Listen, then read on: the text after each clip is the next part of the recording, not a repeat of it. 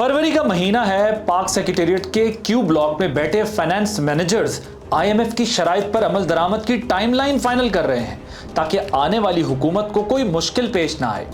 दूसरी तरफ कराची के ट्रेड एंड फाइनेंस सेंटर में कार मैन्युफैक्चरर्स परेशानी के आलम में बैठे हैं, तदबीरें सोच रहे हैं, मगर मार्च में एफबीआर एक ऐसा एसआरओ जारी करता है जिसके नाफिज होते ही टोयोटा यारिस और होंडा सिटी की कीमतों में कमी का ऐलान होता है। अप्रैल में चेरी और टीगो की बारी आती है और फिर किया स्टॉनिक की कीमत को तो एक ही झटके में 15 लाख कम कर दिया जाता है, जिसके बाद सुजुकी स्विफ्ट का नंबर आता है। अचानक ऐसा क्या हुआ कि डॉलर रेट का बहाना बनाकर चंद दिन पहले तक कीमतें बढ़ाने वालों ने रिवर्स गियर लगाना शुरू कर दिया? क्या वजह है कि कीमतों में कमी मखसूस गाड़ियों तक ही महदूद रही? अब आगे क्या होने जा रहा है, ये इससे भी दिलचस्प कहानी है, जिसके कुछ किरदार अपने हिस्से के लिए गठजोड़ कर बैठे हैं और कभी टकराते हैं तो कभी इस हिकमत अमली से चलते हैं।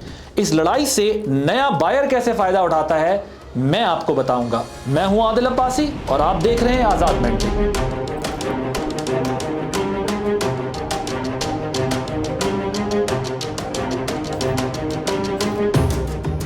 कारों की कीमतों में मौजूदा कमी का आगाज तो एक हुकूमती फैसले से शुरू हुआ, मगर इसके पस मंजर में मार्केट शेयर की लड़ाई है जिसको समझने के लिए थोड़ा पीछे जाना पड़ेगा।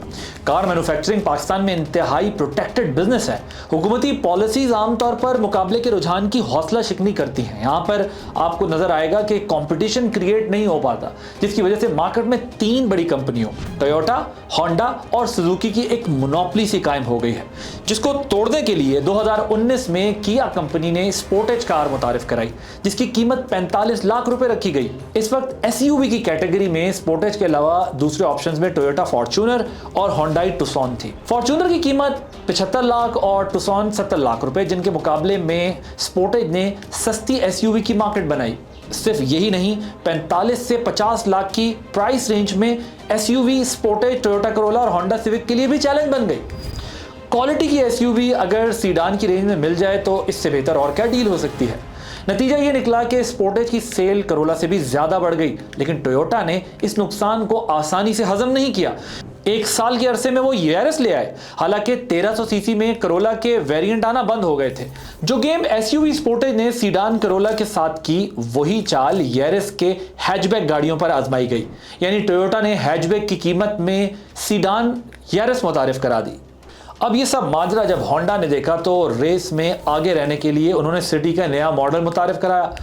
इस पूरी चेन को सुजुकी ने इन सब से कम कीमत पर स्विफ्ट 1.2 लाकर मुकम्मल किया। 2019 से 2021 तक स्पोर्टेज ने इस प्रोफेशनल प्राइस डिफरेंस का भरपूर फायदा उठाया। 2 सालों में स्पोर्टेज के 25,000 यूनिट सेल हो चुके थे, मगर 2022 में यारिस ने टेक ओवर कर लिया, क्योंकि अब 25 से 30 लाख में यारिस की शक्ल में सीडान मिल रही थी। अगले 2 साल में स्पोर्टेज की सेल गिरकर 10,500 यूनिट पर आ गई, जबकि 2022 में यारिस के 22,000 यूनिट सेल हुए। 2023 में एकदम सब गाड़ियों की कीमतों को जैसे पर लग गए हों। सबकी सेल कम हुई मगर प्रॉफिट में कमी नहीं आई।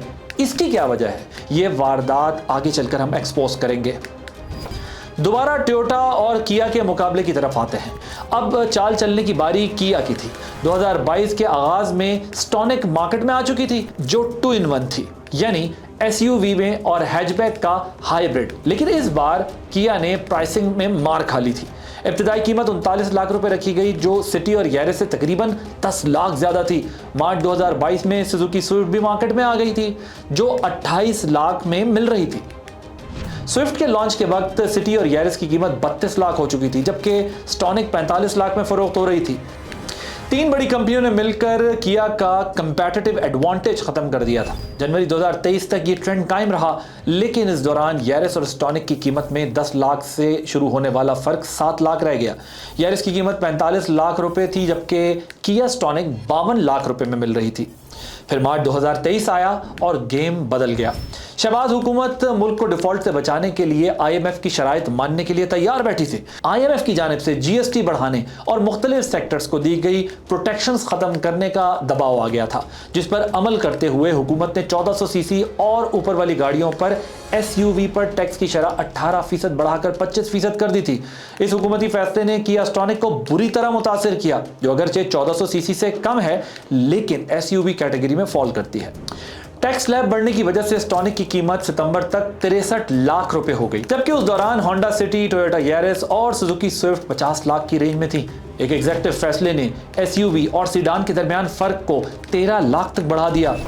इन दिनों मार्केट में ये खबरें भी गर्दिश करती रहीं कि 3 बड़े मैन्युफैक्चरर्स की मजबूत लॉबी ने इस फैसले को फिट करवा दिया है। अगरचे इस बात के कोई वाज़ेह सबूत नहीं है, लेकिन एक फैसले के नतीजे में यारिस पहले, होंडा सिटी दूसरे और किया स्टॉनिक बॉटम पर चली गई।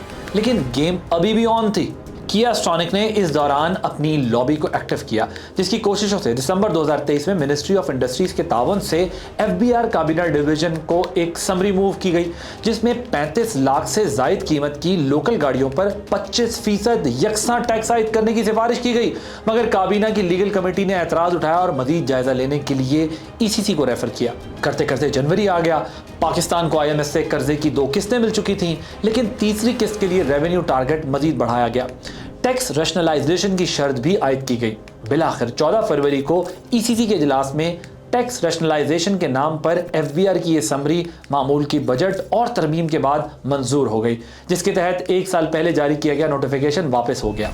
नए ऑर्डर्स के मुताबिक अब 1400 सीसी से ऊपर या 40 लाख से जायद मालियत की गाड़ियों पर टैक्स की शरह 25% होगी, जबकि इससे नीचे की गाड़ियों पर 18%।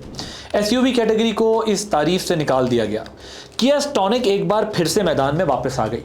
8 मार्च 2024 को वजारत खजाना ने इसका नोटिफिकेशन भी जारी कर दिया, जिसके नाफिज होते ही पहले टोयोटा यारिस और फिर होंडा सिटी की कीमतों में कमी का ऐलान किया गया। ये कमी कैसे अमल में आई, इसको समझने के लिए वजारत खजाना के नोटिफिकेशन में मौजूद एक कैच को समझना होगा।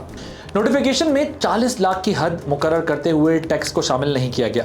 अगर फैक्ट्री प्राइस 40 लाख से 1 रुपया भी कम है तो 18% की शरह लागू होगी, जिसका मतलब है कि डीलर मार्जिन और टैक्सेस शामिल करके कार की कीमत 48 लाख तक हो सकती है। टोयोटा यारिस और होंडा सिटी की कीमतें इस हद से थोड़ा ही ऊपर थीं। लिहाजा 14 मार्च को टोयोटा ने यारिस की कीमतों में 1,33,000 कम करके 47,60,000 कर दी। एक दिन बाद होंडा सिटी ने 1,40,000 कमी से नई कीमत 46,80,000 मुकर्रर की, जिसकी वजह से वो 18% टैक्स के स्लैब में आ गए।